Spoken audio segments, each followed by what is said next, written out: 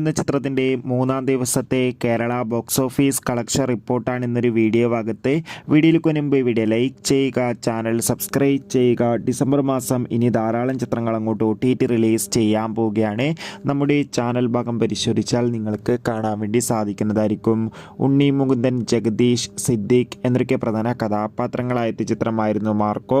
ചിത്രത്തിന് ആദ്യത്തെ 3 ദിവസവും അതിഗംഭീരമായ പോസിറ്റീവ് റെസ്പോൺസ് തന്നെയാണ് എല്ലാ തിയേറ്ററുകളിലും പുറത്തുനിന്നുകൊണ്ടിരിക്കുന്നത്. ചിത്രത്തിന് ഇന്ന് മൂന്നാം ദിവസമായ ഞായറാഴ്ച മികച്ചൊരു ബുക്കിംഗ് തന്നെയാണ് കേരളത്തിലെ എല്ലാ തിയേറ്ററുകളിലും നടക്കുന്നത്.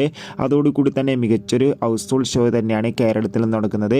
ഏവരും ഏറെ ആകാംക്ഷയോടെയാണ് ചിത്രത്തിൻ്റെ കളക്ഷൻ റിപ്പോർട്ട് അറിയാൻ വേണ്ടി കാത്തിരിക്കുന്നത്.